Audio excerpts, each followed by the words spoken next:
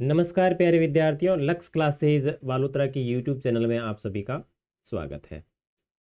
प्यारे विद्यार्थियों, अपन कक्षा 8 के सामाजिक एवं राजनीतिक जीवन भाग 3 के बारे में बातचीत कर रहे थे, जिसके संदर्भ में अपन ने आपका पहला पार्ट पढ़ लिया। जो संविधान वाला पहला पार्ट था वो पूरा का पूरा पढ़ लिया है। अगर आपने अभी तक पहले पार्ट को नहीं पढ़ा है तो अभी लक्ष्य क्लासेज बालोत्रा की यूट्यूब चैनल को सब्सक्राइब कीजिए। ठीक है, सब्सक्राइब करने के बाद में आप चैनल के ऊपर जैसे ही क्लिक करोगे तो आपको होम वीडियो और प्लेलिस्ट का ऑप्शन दिखेगा। आप प्लेलिस्ट पे क्लिक करें और वहाँ पे लिखा हुआ है सामाजिक एवं राजनीतिक जीवन पार्ट 3। उसके ऊपर जैसे ही क्लिक करोगे तो पहले पार्ट के सारे वीडियो, उसके बाद में अभ्यास प्रश्न, उसके बाद में टेस्ट, और टेस्ट के बाद में टेस्ट आंसर सीट जो उत्तरमाला है वो वीडियो देखें। यानी पहला पूरा पूरा पहला पार्ट समझे, उसके बाद में इस दूसरे पार्ट को पढ़ें। आज की वीडियो के अंदर अपन धर्मनिरपेक्षता की समझ, जो आपका दूसरा चैप्टर है, इसको पूरा पढ़ेंगे। और दूसरे पार्ट का ये आज अपनी इसमें पहली क्लास है। तो क्लास शुरू करने से पहले सबसे पहले आप लोग आपका जो मोबाइल है उसको लैंडस्केप पकड़ लीजिए। लैंडस्केप का मतलब है आड़ा, ठीक है ना। जिससे क्या होगा कि आपका मोबाइल है, आप क्लास देखोगे तो बढ़िया आराम से पढ़ पाओगे। वॉल्यूम बढ़ा लीजिएगा, यानी इस वीडियो के वॉल्यूम जो है उसको, आपका मोबाइल जो है उसमें वॉल्यूम बढ़ा लीजिएगा। और क्वालिटी 320 स्पीकर रखी है तो आप उसको भी बढ़ा लीजिएगा। ठीक है, तो चलिए शुरू करते हैं। ओके, लास्ट अपन पहले पार्ट को पढ़ रहे थे तो थोड़ी बहुत चीज़ें पहले पार्ट में पेंडिंग रह गई थी, मैंने आपको बताई नहीं थी, तो मैं आपको एक दो चीज़ें यहाँ बता देता हूँ। जो छठा प्रश्न था आपका वो ये था कि उन भारतीय राज्यों के नाम लिखिए जिनकी सीमाएं निम्नलिखित पड़ोसी देश से लगती है। तो देखो बांग्लादेश यहाँ पे है, तो देखो बांग्लादेश में यहाँ पे आपकी पश्चिम बंगाल की लग रही है, ये पूरी की पूरी सीमा यहाँ से आप अपनी किताब के अंदर देखिए, ये पूरा का पूरा बांग्लादेश है। ठीक है, उसके बाद में ये आपका असम है, ठीक है, ये मिजोरम है और ये मेघालय है। ठीक है, ठीक है, मिजोरम, मेघालय और यहाँ पे ये आपका त्रिपुरा। बांग्लादेश के साथ में कौन कौन है? देखो बांग्लादेश के साथ में आपका एक तो हो गया पश्चिम बंगाल, ठीक है, उसके बाद में ऊपर आपका असम हो गया, और यहाँ पे आपका ये त्रिपुरा हो गया, और ये नीचे आपका हो गया मेघालय। मिजोरम की तो ज़्यादा नहीं लग रही है, मेघालय की बात करें अपन, मेघालय की लग रही है, मिजोरम की इतनी नहीं लग रही। ठीक है, मेघालय। तो पश्चिम बंगाल, असम, त्रिपुरा और मेघालय की जो सीमा है वो बांग्लादेश से लगती है। उसके बाद में भूटान की बात करें तो भूटान के साथ में सिक्किम की लग रही है, पश्चिम बंगाल की लग रही है, असम की लग रही है और अरुणाचल प्रदेश की लग रही है। कौन कौन सा हो गया? वापस वही पश्चिम बंगाल, ओके, उसके बाद में आपका सिक्किम, ठीक है, उसके बाद में आपका अरुणाचल प्रदेश और उसके बाद में आपका असम। ठीक है, उसके बाद में पूछ रहा है कि नेपाल के अंदर किसकी सीमा लगती है। तो नेपाल के अंदर आपका एक तो हो गया ये उत्तराखंड, उत्तर प्रदेश, बिहार, और ये इधर सिक्किम, और ये इधर यहाँ पे पश्चिम बंगाल। देखो यहाँ पे उत्तराखंड, ये उत्तराखंड हो गया, ये आपका उत्तर प्रदेश हो गया, ये आपका बिहार हो गया, ये आपका पश्चिम बंगाल हो गया, और ये यहाँ पे सिक्किम हो गया। तो ये आपके इसके जवाब है। ठीक है, और ये शब्द आप देख लीजिएगा, या मैं बताऊं इसमें जो ज़्यादा कोई मोटा मोटी चीज़ है नहीं। तो ये तो हो गए। उसके बाद में आगे अपन बात करें धर्मनिरपेक्षता की समझ, चैप्टर संख्या 2, यानी धर्मनिरपेक्षता क्या चीज़ है। तो सबसे पहले पढ़ लेते हैं, बाद में अपना अपने स्तर के अकॉर्डिंग इसको समझते रहेंगे। कि कल्पना कीजिए कि आप हिंदू या मुसलमान हैं और अमेरिका के किसी ऐसे भाग में रहते हैं जहाँ ईसाई कट्टरपंथी बहुत ही ताकतवर है। मान लीजिए कि अमेरिका का नागरिक होते हुए भी कोई आपको किराए पर मकान नहीं देना चाहता है। आप कैसा महसूस करेंगे? आपको कैसा महसूस होगा? क्या आपको गुस्सा नहीं आएगा? अगर आप इस भेदभाव के खिलाफ शिकायत करें और जवाब में आपको कहा जाए कि यह देश तुम्हारा नहीं है, तुम भारत वापस लौट जाओ, तो आपको कैसा लगेगा? क्या आपको बुरा नहीं लगेगा? यस, ऑफ कोर्स बुरा लगेगा। आपको यह गुस्सा दो रूप, आपका जो गुस्सा है ये दो रूप ले सकता है। एक हो सकता है आप प्रतिक्रिया में यह कह दें कि जहां हिंदू और मुसलमान की तादाद ज़्यादा है वहां ईसाइयों के साथ भी इसी तरह का बर्ताव होना चाहिए, या बदला लेने वाली बात है या फिर आप ये राय बना सकते हैं कि सबको इंसाफ मिलना चाहिए, ये सोच के आधार पर आप संघर्ष का रास्ता चुनकर इस बात के लिए आवाज उठा सकते हैं कि धर्म और आस्था के आधार पर किसी के साथ भेदभाव नहीं होना चाहिए। यह सोच इस मान्यता पर आधारित है कि धर्म से संबंधित किसी भी तरह का वर्चस्व खत्म होना चाहिए। यही धर्मनिरपेक्षता का मूल मंत्र है। इसी अध्याय में हम यही चर्चा करेंगे कि भारतीय संदर्भ में इसका अर्थ क्या है। भाई मोटा मोटी अगर देखो कि हिंदू, मुस्लिम, सिख, ईसाई ये धर्म के लोग रहते हैं। भाई भारत में बात करें तो हिंदू और मुस्लिम धर्म के लोगों की संख्या या तादाद ज़्यादा है। बाहर बात करें तो ईसाई और मुस्लिम लोग जो है ज़्यादा है। अगर भारत का कोई हिंदू व्यक्ति वहाँ चला जाए, अमेरिका में चला जाए, वहाँ पे ईसाई धर्म वाले लोग हैं, और आप वहाँ जाके घर ढूंढने की कोशिश करो, आपको किराए पे नहीं दिया जाए, इसलिए ये कह दिया जाए कि आप हिंदू हो, इसलिए आपको घर नहीं दिया जाएगा। तो ये बात एक सोचने वाली है कि धर्म के आधार पर किस तरीके का भेदभाव हो रहा है। तो इस चैप्टर के अंदर पूरी चीजें वही बताई जाएगी कि धर्म के आधार पर किसी भी प्रकार का कोई भेदभाव नहीं होना चाहिए। ठीक है, चलो। इतिहास में हमें धर्म के आधार पर भेदभाव, बेदखली और अत्याचार के अनेक उदाहरण देखने को मिलेंगे या मिलते हैं। शायद आपने पढ़ा होगा कि हिटलर ने जर्मनी में यहूदियों पर किस तरह का अत्याचार किया। वहां कई लाख लोगों को केवल धर्म के आधार पर मार दिया गया था। लेकिन अब यहूदी धर्म को मानने वाले इजराइल में भी मुसलमान और ईसाई अल्पसंख्यकों के साथ अमानवीय व्यवहार किया जा रहा है। सऊदी अरब में गैर मुसलमानों को मंदिर या गिरजाघर बनाने की छूट नहीं है। न ही इन धर्मों के लोग वहां पूजा अर्चना के लिए किसी सार्वजनिक स्थल पर इकट्ठा हो सकते हैं। हम बहुत खुशकिस्मत लोग हैं कि भारत के अंदर पैदा हुए और धर्म को लेकर हम किसी भी प्रकार का संयोजन, आयोजन, संगठन बना सकते हैं और अपने धर्म के रास्ते पे चल सकते हैं, अपना अपना धर्म परिवर्तन कर सकते हैं। इस तरीके की केवल और केवल जो छूट है वो केवल और केवल भारत में ही है। बाकी जितने भी राष्ट्र और कंट्री है उनके अंदर, जितने भी देश है उनके अंदर इस तरीके की धर्म को लेकर इतनी स्वतंत्रताएं नहीं है। जैसे उदाहरण के तौर पर अगर देखें, एक व्यक्ति था जिसका नाम है हिटलर। मतलब जर्मनी का शासक होता था। एक जर्मनी करके एक देश है, जर्मनी एक देश है, वहां पे यहूदी जाति रहती थी। ठीक है ना, यहूदी। और ये हिटलर के जो लोग, हिटलर जिस जाति से संबंधित था, तो हिटलर चाहता था कि जो यहूदी लोग हैं उनको पूरी तरीके से मार दिया जाए। और ये इतना खतरनाक अत्याचारी था भाई साहब, जो इसके सामने जो विपक्ष लोग थे उन लोगों को इसने बड़े बड़े टाँके बनवाए और उन टाँकों के यानी गड्ढे बनाए जमीन के अंदर, और उन लोगों को जमीन के गड्ढे में फेंक दिया गया, डाल दिया जाए। जैसे कूड़ा कचरा कैसे डालते हैं ऐसे उस गड्ढे में डाला गया। ऊपर से उस गड्ढे को बंद किया गया और अंदर गहरी जो जहरीली गैस होती है वो छोड़ी गई और उन लोगों को मारा गया। तो ये धर्म के नाम के ऊपर अगर बात करें तो हिटलर इस दुनिया में सबसे बड़ा अत्याचारी इंसान, सबसे बड़ा पापी इंसान माना जा सकता है। आगे देखो, इन सभी उदाहरणों में एक धर्म के लोग अन्य धार्मिक समुदायों के लोगों के साथ या तो भेदभाव कर रहे हैं या उत्पीड़न कर रहे हैं। भेदभाव की ऐसी घटना तब और ज्यादा बढ़ जाती है जब दूसरे धर्म के स्थान पर राज्य किसी एक धर्म को अधिकृत मान्यता प्रदान करता है। जाहिर है कि कोई भी व्यक्ति अपने धर्म की वजह से न तो भेदभाव का शिकार होना चाहता है और न ही किसी दूसरे धर्म का दबदबा झेलना चाहता है। भारत में क्या राज्य धर्म के आधार पर किसी नागरिक के साथ भेदभाव कर सकता है? देखो, किसी भी लोकतंत्रात्मक राष्ट्र, पहले पार्ट में अपन ने पढ़ा कि भाई संविधान एक देश का नेतृत्व करता है, या फिर संविधान में जो चीजें लिखी होती है वो एक देश के लिए बहुत इंपॉर्टेंट होती है। अगर वो देश किसी एक धर्म को, भाई जैसे भारत में बहुत सारे धर्म के लोग रहते हैं, हिंदू, मुस्लिम, सिख, ईसाई, सारे धर्म के लोग रहते हैं। अगर भारत की सरकार या अगर भारत जो राष्ट्र है वो किसी एक धर्म को लेकर के सपोर्ट कर रहा है, तो दूसरे धर्म के लोगों के अंदर अपने आप अराजकता फैल जाएगी और वो दंगे फसाद कराएंगे। इसलिए एक राष्ट्र के लिए सबसे महत्वपूर्ण चीज होती है कि वो धर्म के मामले में हमेशा अलग रहे, सभी धर्म को समान मान्यता मिलनी चाहिए, जिससे क्या है कि एक राष्ट्र है वो बढ़िया अच्छी तरीके से चल सकता है। ठीक है, और आप भी बड़े होंगे, आप भी इस तरह की विचारधाराएं अपनाएंगे कि धर्म क्या चीज़ है। आपको यहाँ चीज़ हमेशा ध्यान रखनी है, एक पढ़ा लिखा व्यक्ति जो होता है कभी भी ऐसे धर्म के मामले में नहीं उलझता है। आज आप देखिए कितने दंगे फसाद हो रहे हैं धर्म के मामले के ऊपर, या लोग ये भी बातचीत करते हैं कि वो धर्म ऐसा है, मुस्लिम धर्म यूं है, हिंदू धर्म यूं है।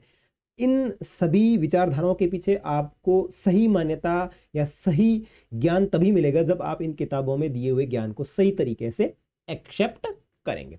ऊपर ग्रीन लाइन में क्या हुआ दिखाया है कि इस अध्याय की भूमिका को एक बार फिर पढ़िए। आपको ऐसा क्यों लगता है कि बदले की भावना इस समस्या से निपटने का सही रास्ता नहीं हो सकती? अगर सारे समूह बदले के रास्ते पर चल पड़े तो क्या होगा? देखो, अगर एक धर्म के व्यक्ति के साथ दूसरे धर्म का व्यक्ति भेदभाव करता है तो अपने अंदर सिर्फ और सिर्फ दिमाग में आइडिया सेट होता है कि अपन उससे बदला ले। लेकिन इस बात को बातचीत के माध्यम से भी सुलझाया जा सकता है, क्योंकि धर्म एक चीज ऐसी होती है कि एक बार अगर वो विकराल रूप धारण कर लेती है तो फिर सब जगह अराजकता फैल जाती है। ठीक है, आगे उदाहरण देखेंगे इसके। अब है धर्मनिरपेक्षता क्या है। पिछले अध्याय में आपने पढ़ा था कि भारतीय संविधान में मौलिक अधिकारों की व्यवस्था की गई है। पढ़ा था कि नहीं पढ़ा था? बताओ कितने मौलिक अधिकार है? 6 मौलिक अधिकार है। और मौलिक अधिकारों को भारतीय संविधान की अंतर आत्मा भी कहते हैं। ये पढ़ा था, याद है आपको? अगर याद नहीं है तो अभी पहला पार्ट पढ़िए, क्योंकि चीज़ें याद होनी बहुत ही ज़रूरी है। देखो कि पिछले अध्याय में आपने पढ़ा था कि भारतीय संविधान में मौलिक अधिकारों की व्यवस्था की गई है। ये अधिकार न केवल राज्य की सत्ता से हमें बचाते हैं, बल्कि बहुमत की निरंकुशता से भी हमारी रक्षा करते हैं। भारतीय संविधान सभी को अपने धार्मिक विश्वासों और तौर तरीकों को अपनाने की पूरी छूट देता है। सबके लिए सम्मान, धार्मिक स्वतंत्रता के इस विचार को ध्यान में रखते हुए भारतीय राज्य ने धर्म और राज्य की शक्ति को एक दूसरे से अलग रखने की रणनीति अपनाई है। धर्म को राज्य से अलग रखने की इसी अवधारणा को धर्मनिरपेक्ष कहा जाता है।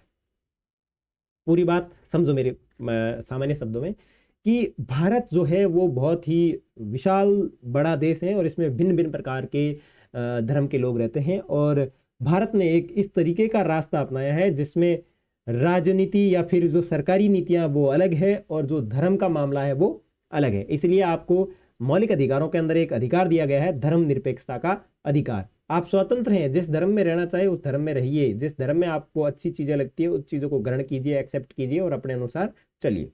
इस तरीके की कोई किसी प्रकार की बाध्यता नहीं है। आगे देखिए, इस अध्याय में 3 चित्र आप ही के उम्र के विद्यार्थियों ने बनाए हैं। उन्हें धार्मिक सहिष्णुता पर चित्र बनाने के लिए कहा गया। तो देखो यहाँ 3-4 चित्र बनाए गए हैं। एक बच्चा सिख दिखाई दे रहा है, इधर भी दिखाई दे रहा है, ये मंदिर है, ये क्रिश्चियन है, ये आपके मस्जिद है, ये आपका मकबरा, वो क्या बोलते हैं उसको, सिखों के होता है ना वो, गुरुद्वारा। आगे देखो, धर्म को राज्य से अलग रखना क्यों महत्वपूर्ण है। जैसे कि पीछे चर्चा की गई है कि धर्मनिरपेक्षता का सबसे महत्वपूर्ण पहलू है धर्म को राज सत्ता से अलग करना। एक लोकतांत्रिक देश में यह बहुत ज़रूरी है। दुनिया के तकरीबन सारे देश में एक से ज़्यादा धर्म के लोग साथ रहते हैं। जाहिर है हर देश में किसी एक धर्म के लोगों की संख्या ज़्यादा होती है। ओके, अब अगर बहुमत वाले धर्म के लोग राज्य सत्ता में पहुंच जाते हैं तो उनका समूह दूसरे धर्म के खिलाफ भेदभाव करने और उन्हें परेशान करने के लिए इस सत्ता और राज्य के आर्थिक संसाधनों का इस्तेमाल कर सकता है। बहुमत की इस निरंकुशता के चलते धार्मिक अल्पसंख्यकों के साथ भेदभाव हो सकता है, उनके साथ जोर जबरदस्ती हो सकती है, यहाँ तक कि कई बार उनकी हत्या भी कर दी जाती है। बहुमत चाहे तो अल्पसंख्यकों को उनके धर्म के अनुसार जीने से रोक सकता है। धर्म के आधार पर किसी भी तरह का भेदभाव उन अधिकारों का उल्लंघन है जो एक लोकतांत्रिक समाज किसी भी धर्म को मानने वाले अपने प्रत्येक नागरिक को प्रदान करता है। देखो यहाँ बताया गया है कि जो धर्म है उसको राज्य से अलग क्यों रखा गया। राज्य का मतलब है सरकार, भाई उससे अलग क्यों रखा गया। अगर अलग नहीं रखा जाता तो बहुमत वाले जो लोग हैं वो सत्ता में जाएंगे और वो अपने धर्म को बचाने के लिए नियम बनाएंगे। तो इससे क्या हुआ, दूसरा धर्म नाराज हो जाएगा और दूसरा धर्म अगर नाराज हुआ, दूसरे धर्म का जो पक्ष है वो नाराज हुआ तो वो धर्म के मामले में अराजकता फैलाने की कोशिश करेगा, जिससे उस राज्य की शांति व्यवस्था जो है वो अमन सुख सब गायब हो जाएगा। लिहाजा बहुमत की निरंकुशता और उसके कारण मौलिक अधिकारों का हनन वह अहम कारण है जिसके चलते लोकतांत्रिक समाजों में राज्य और धर्म को अलग रखना इतना महत्वपूर्ण माना गया। ठीक है, लोकतांत्रिक समाजों में धर्म को राज्य से अलग रखने का एक महत्वपूर्ण कारण यह है कि हमें लोगों के धार्मिक चुनाव के अधिकार की रक्षा करनी चाहिए या रक्षा करनी है। इसका अर्थ यह है कि देश के किसी भी व्यक्ति को एक धर्म से निकालने और दूसरे धर्म को अपनाने या धार्मिक उपदेशों की अलग ढंग से व्याख्या करने की स्वतंत्रता होती है। आइए इस बात को और अच्छी तरीके से समझने के लिए छुआछूत की प्रथा पर विचार करें। संभव है आपको हिंदुओं के बीच प्रचलित यह प्रथा अच्छी न लगती हो, इसका मतलब है कि आप इसे बदलने की कोशिश भी करेंगे। लेकिन अगर राज्य की सत्ता ऐसे हिंदुओं के हाथ में है जो छुआछूत को सही मानते हैं, तो क्या आप आसानी से इस प्रथा को बदल पाएंगे? अगर आप प्रभुत्वशाली धार्मिक समुदाय के सदस्य हैं तो भी आपको अपने समुदाय के ही दूसरे लोगों की ओर से भारी विरोध का सामना करना पड़ सकता है। राज्य सत्ता पर नियंत्रण रखने वाले ऐसे सदस्य कहेंगे कि हिंदुत्व ही केवल एक ही व्याख्या होती है और इस उसकी कोई और व्याख्या करने का तुम्हें कोई अधिकार नहीं है। यहाँ ये कहा गया है कि भाई जिसकी ज़्यादा संख्या है, जिन लोगों की ज़्यादा संख्या है, वो लोग गलत तरीके से धर्म के अंदर कुछ आडंबर फैला रहे हैं और आप उसको सही करने की कोशिश करेंगे, लेकिन आप उसको सही नहीं कर पाएंगे, आपको गलत ठहरा दिया जाएगा, क्योंकि उसके ऊपर जो है बहुमत जो है ज़्यादा है, यानी जो इसको सपोर्ट कर रहे हैं उन लोगों की संख्या ज़्यादा है। यहाँ एक छुआछूत की प्रथा दी गई है। छुआछूत की प्रथा का मतलब ये है कि छूत अछूत, यानी अगर आप किसी दूसरी जाति के लोग को हाथ लगाओगे तो आप अछूत मानने जाओगे, इस तरीके से। यहाँ मंदिर है, गुरुद्वारा है, ये सारी चीज़ें दी गई है। आगे देखो, भारतीय धर्मनिरपेक्षता क्या है। भारतीय संविधान में कहा गया है कि भारतीय राज्य धर्मनिरपेक्ष रहेगा, यानी धर्मनिरपेक्षता मतलब है कि भारत किसी भी धर्म को एक धर्म को सपोर्ट नहीं करेगा।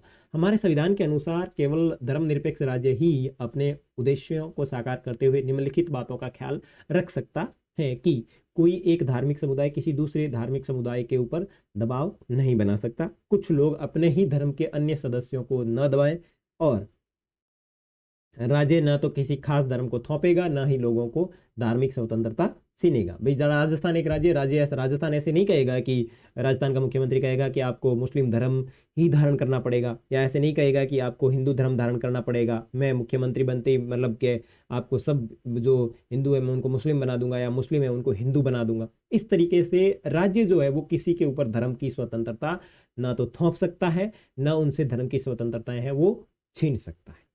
इस तरह के दबदबे को रोकने के लिए भारतीय राज्य कई तरह से काम करता है।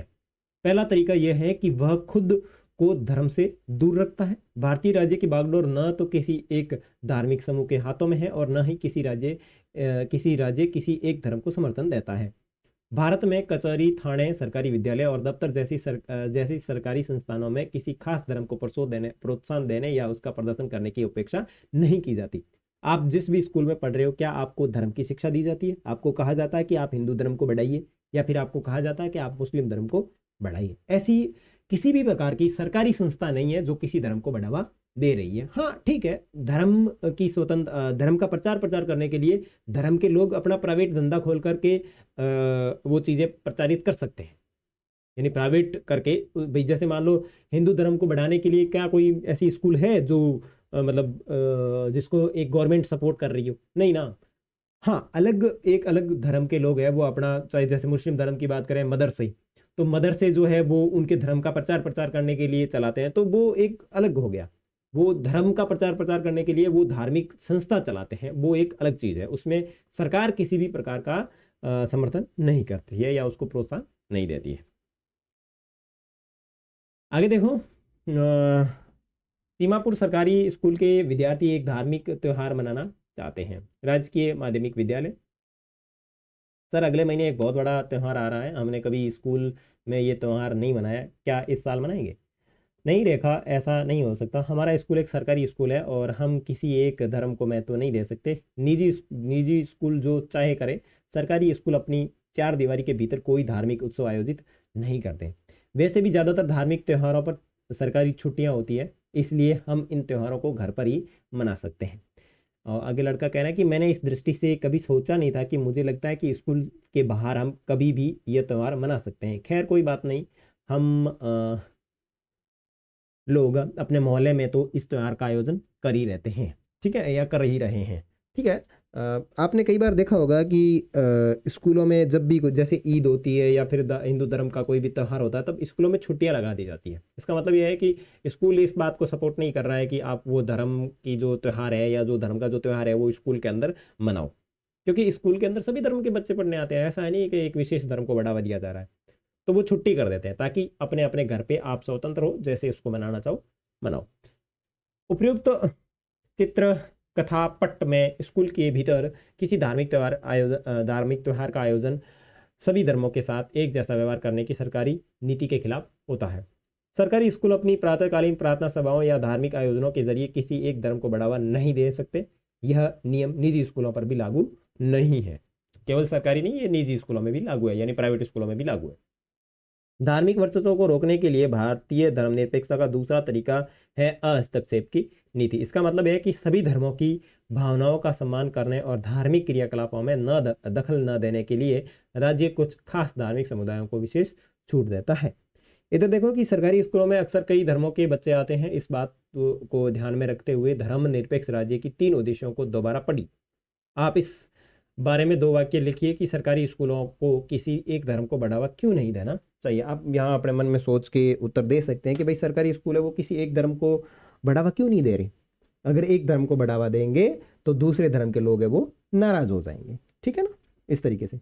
कुछ दोस्तों ने हाल ही में स्कूटर खरीदे हैं, वे साथ साथ स्कूटर पर जा रहे हैं, सैर करने जा रहे हैं। सैर का मतलब घूमने जा रहे हैं। ठीक है, इस ये जो सैर लिखा हुआ है ना, इसका मतलब होता है घूमना। ठीक है। अरे तुम्हारे पास हेलमेट है तो है, तुम्हारे पास हेलमेट तो है ना, दिल्ली में सबको हेलमेट पहनना पड़ता है, यही कानून है, फिर तुमने हेलमेट क्यों नहीं पहना? जुर्माना भरने का बड़ा शौक है क्या तुम्हें? अरे पाजी फिक्र ना करो तुसी, मुझे जुर्माना नहीं देना पड़ेगा। अरे परमजीत, तुम पर जुर्माना क्यों नहीं होगा? अरे देखो, पगड़ी पहनना सिख धर्म का एक बुनियादी उसूल है, इसलिए सरकार मुझे हेलमेट पहनने के लिए मजबूर नहीं कर सकती। देखो, अगर कोई व्यक्ति साफा पहनकर या पगड़ी पहनकर हेलमेट मतलब पगड़ी पहन करके बाइक चलाता है तो उसका चालान नहीं कट सकता, क्योंकि पगड़ी भी एक प्रकार से आपका हेलमेट की तरह आपके सर को सेफ्टी प्रदान करती है। और दूसरी बात यह है कि उसको पगड़ी उतार करके हेलमेट नहीं पहना सकती पुलिस, क्योंकि हमारे को धार्मिक स्वतंत्रता का अधिकार दिया हुआ है। ऐसा नहीं है आप गमछा लपेट के चले जाओ कि सर मेरे धार्मिक स्वतंत्रता का अधिकार है। गमछा नहीं, प्रॉपर आपके धर्म की जो पहचान होती है वो चीज़ होनी चाहिए। ठीक है ना। इधर देखो, इस चित्रपट कथा में सिख युवक परमजीत को हेलमेट पहनने की जरूरत नहीं है। कारण यह है कि भारतीय राज्य इस बात को मान्यता देता है कि पगड़ी पहनना सिख धर्म की प्रथाओं के मुताबिक महत्वपूर्ण है। लिहाजा इन धार्मिक आस्थाओं में दखलंदाजी से बचने के लिए राज्य ने कानून में रियायत दे दी है। धार्मिक वर्चस्व को रोकने के लिए भारतीय धर्मनिरपेक्षता का तीसरा तरीका है हस्तक्षेप का तरीका। इसी अध्याय में पीछे आप छुआछूत के बारे में पढ़ चुके हैं। यदि इस बात का उपयुक्त उदाहरण है कि किस तरह एक ही धर्म के लोग ऊंची जाति के हिंदू अपने ही धर्म के अन्य सदस्यों कुछ निचली जाति को दबाते हैं। धर्म के नाम पर अलग थलग करने और भेदभाव को रोकने के लिए भारतीय संविधान ने छुआछूत पर पाबंदी लगा दी है। इसी उदाहरण में राज्य धर्म के नाम पर अलग थलग करने और भेदभाव को बढ़ावा देने वाली उस प्रथाओं को खत्म करने के लिए धर्म में हस्तक्षेप कर रहा है। हस्तक्षेप का मतलब है उसको रोकना। ठीक है ना, जो निचली जातियों के लोगों के मौलिक अधिकारों का हनन करता है, क्योंकि वे सभी इसी देश के नागरिक हैं। इसी तरह माँ बाप की संपत्ति में बराबर हिस्से के अधिकार का सम्मान करने के लिए राज्यों को समुदाय के धर्म पर आधारित निजी कानूनों में भी हस्तक्षेप करना पड़ सकता है। अब कहीं किसी भी प्रकार का भेदभाव होता है धर्म को लेकर के, तो वहाँ पे राज्य जो है वो हस्तक्षेप कर सकता है या उस चीज़ को जो गलत हो रही है उसको रोक भी सकता है। राज्य का हस्तक्षेप सहायता के रूप में भी हो सकता है। भारतीय संविधान धार्मिक समुदायों को अपने स्कूल और कॉलेज खोलने का अधिकार देता है। गैर प्राथमिकता के आधार पर राज्य से उन्हें सीमित आर्थिक सहायता भी मिलती है। भारतीय संविधान जो है वो धार्मिक समुदायों को अपने स्कूल और कॉलेज खोलने की भी शिक्षा देने के लिए वो अधिकार देता है, वो अपने स्तर पर खोल सकते हैं। भारतीय धर्मनिरपेक्षता दूसरे लोकतांत्रिक देशों की धर्मनिरपेक्षता से किस तरह अलग है? देखो, मेरे हिसाब से चैप्टर कंप्लीट हो गया। ठीक है, ज़्यादा बड़ा नहीं है। ओके। ऊपर दिए गए 3 उद्देश्य दुनिया के अन्य धर्मनिरपेक्ष लोकतांत्रिक देशों के संविधान में दिए गए उद्देश्यों से मिलते जुलते हैं। अमेरिकी संविधान में हुए पहले संविधान संशोधन के जरिए विधायिका को ऐसे कानून बनाने से रोक दिया गया जो धार्मिक संस्थानों का पक्ष लेते हो या धार्मिक स्वतंत्रताओं को रोकते हो। इसका मतलब ये है कि विधायिका किसी भी धर्म को राज्य धर्म घोषित नहीं कर सकती, न ही विधायिका किसी एक धर्म को ज़्यादा प्राथमिकता दे सकती है। संयुक्त राज्य अमेरिका में राज्य और धर्म के पृथक्करण का मतलब ये है कि राज्य और धर्म दोनों ही एक दूसरे के मामले में किसी तरह का दखलंदाजी नहीं कर सकते। शायद आप समझ गए होंगे कि भारतीय धर्मनिरपेक्षता और अमेरिकी धर्मनिरपेक्षता के बीच का एक अहम फर्क है। ऐसा इसलिए है कि अमेरिकी धर्मनिरपेक्षता में धर्म और राज्य के बीच अलगाव है। विपरीत भारतीय धर्मनिरपेक्षता में राज्य और धार्मिक मामलों में हस्तक्षेप करने की छूट दी गई है। वहां बिल्कुल वो अलग है, धर्म अपना अलग काम करेगा, राज्य अपना अलग काम करेगा। अगर धर्म गलत कर रहा है तो राज्य उसमें दखलंदाजी नहीं करेगा। लेकिन भारत में क्या है, धर्म अलग काम कर रहा है, राज्य अलग काम कर रहा है, दोनों अपने अलग अलग काम कर रहे हैं। लेकिन धर्म ज्यादा गबागब कर रहा है तो वहां पे राज्य जो है वो हस्तक्षेप कर सकता है। राज्य हस्तक्षेप करने का मतलब है अगर धर्म ज्यादा ही उटांग पटांग हरकतें कर रहा है तो वहां राज्य पुलिस प्रशासन ला करके उस चीज को सही करवा सकता है। तो भारत का जो धर्मनिरपेक्षता के प्रति जो परिभाषा है, जो अर्थ है, वो थोड़ा सा अलग है। ठीक है, आप पढ़ चुके हैं कि किसी तरह भारतीय संविधान ने छुआ अछूत को खत्म करने के लिए हिंदू धार्मिक क्रियाकलापों में हस्तक्षेप किया। भारतीय धर्म, अब देखो छुआ अछूत की प्रक्रिया हिंदू धर्म में अपनाई गई थी। अब भारत तो एक धर्मनिरपेक्ष राष्ट्र है, लेकिन फिर भी भारतीय राज्य ने, जो भारत राष्ट्र है, इसने उस हिंदू धर्म के अंदर जो छुआ अछूत की जो प्रथा चल रही है उसके अंदर हस्तक्षेप किया और उसको कानूनी अपराध घोषित करके उसको बंद कर दिया। अगर आज के ज़माने में इस तरीके की कोई घटना करता है तो उसको सजा मिलती है। भारतीय संविधान में राज्य धर्म से अलग तो है, लेकिन धर्म से उसका फासला सैद्धांतिक है। इसका मतलब यह है कि संविधान में दिए गए आदर्शों के आधार पर राज्य किसी भी धर्म के मामले में हस्तक्षेप कर सकता है। बिल्कुल, संविधान में जो आदर्श दिए हैं उसके आधार पर राज्य किसी भी धर्म के मामले में हस्तक्षेप कर सकता है, यानी राज्य उसको टोक सकता है, उसको रोक सकता है। ये आदर्श वह कसौटी मुहैया कराते हैं जिसके जरिए इस बारे में फैसला लिया जा सकता है कि हमारा राज्य धर्मनिरपेक्ष सिद्धांतों के अनुसार काम कर रहा है या नहीं। भारतीय राज्य धर्मनिरपेक्ष है और धार्मिक वर्चस्व को रोकने के लिए कई तरह से काम करता है। भारतीय संविधान अपने नागरिकों को मौलिक अधिकार का आश्वासन देता है। ये मूलभूत अधिकार इन धर्मनिरपेक्ष सिद्धांतों पर आधारित है, लेकिन इसका मतलब नहीं है कि भारतीय समाज में इन अधिकारों का उल्लंघन बंद हो जाएगा या बंद हो गया है, बल्कि वास्तव में ऐसे उल्लंघनों की वजह से ही हमारे सामने संवैधानिक व्यवस्था की जरूरत बनी हुई है।